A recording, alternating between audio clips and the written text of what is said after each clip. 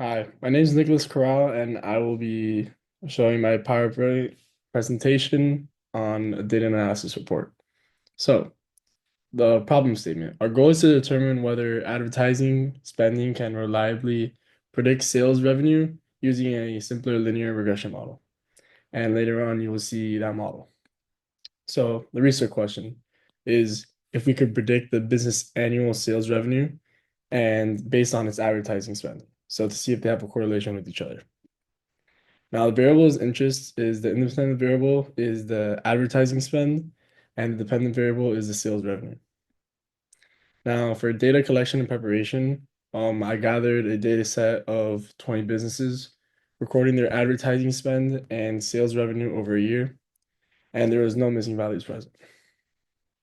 So, when I conducted this research, I found that the mean was 206.25, and also this is in thousands. So the median was 202.5, standard deviation was 112.06, the minimum value was 25, and the maximum value was 390. So after I gathered these data points, I found that this is the histogram and box plot and linear um, regression. And you can see that there's a strong correlation between these two.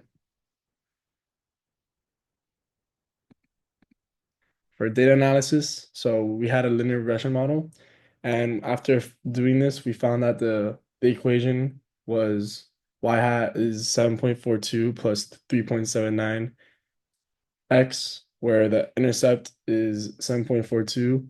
So when advertising spend is 0K, expected sale revenue is 7.42K. So the slope is 3.79. So for each additional $1,000 spent on advertising, it increases by 3.79K on average. And R squared is 99.9% of the variation, showing that there's a strong correlation between each other. And the statistic is 30,430, showing that there is strong evidence for the model is significant.